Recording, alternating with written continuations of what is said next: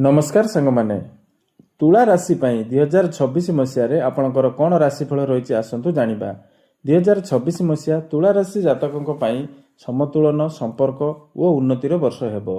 शुक्र ग्रहर प्रभाव सौंदर्य कला और संपर्क क्षेत्र में आपन को सफलता मिल। गुरुंकर शुभ दृष्टि कार्य क्षेत्र में आपन को नुआ सम्मान सुजोग मिल। शनि ग्रहर कार्यभार आपन को बहुत बढ़ाई पारे किंतु परिश्रम फल मिल।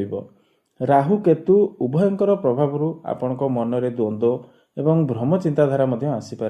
तेणु आपण कौन भी सिद्धांत नेबा पूर्व आपण टिके सतर्क रुहंतु।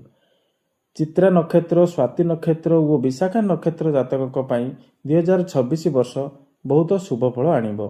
आर्थिक दिगरे आपणकर आय सुधुरिब। संचय और निवेश आपण लाभ पाइबे। प्रेम और दाम्पत्य जीवन में आपण को सामंजस्य और मधुरता बढ़िब। स्वास्थ्य पाई मानसिक शांति और नियमित अभ्यास आपण को आवश्यक अटे।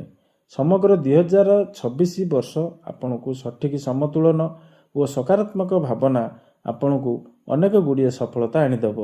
जदि भिडियोटी आपण को भल लगी थाए तेबे निश्चित लाइक एवं शेयर करंतु। जय जगन्नाथ।